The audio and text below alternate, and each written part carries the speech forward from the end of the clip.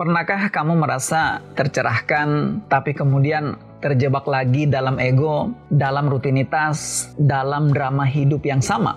Kalau iya seperti itu, kamu tidak sendiri. Banyak yang pernah tersentuh cahaya kesadaran, tapi kembali tenggelam dalam gelapnya identitas palsu. Itulah pencerahan tanpa keterjagaan.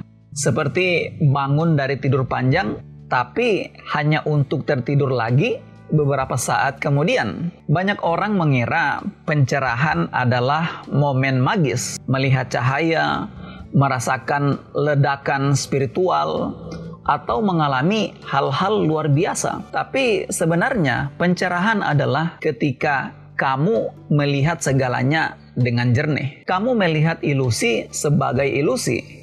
Kamu tahu mana yang nyata dan mana yang hanya bayangan. Kamu mulai mengenali siapa dirimu yang sebenarnya. Bukan nama, bukan peran, bukan cerita masa lalu, tapi kesadaran itu sendiri. Dan saat kamu menyadarinya, ada kebebasan, ada kedamaian yang tak bergantung pada apapun.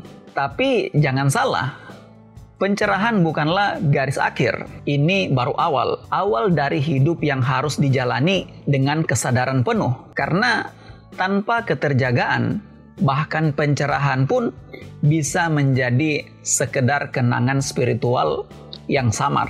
Sama seperti seseorang yang baru bangun, kita harus menjaga mata kita agar tetap terbuka. Walaupun kesadaran itu hakikatnya selalu ada, konstan dan tak pernah pergi. Tapi kebiasaan lama dari diri palsu selalu mencoba menarik kita kembali ke dalam ego, ke dalam keinginan, ke dalam dualitas. Namun ketika kita mulai terbiasa hidup dalam keterjagaan, kita sadar bahkan godaan itu pun hanyalah bagian dari kesadaran yang sedang bermain peran. Kita tak lagi terjebak, tapi menjadi saksi dari semua itu. Ya, mencapai pencerahan memang tampak sulit.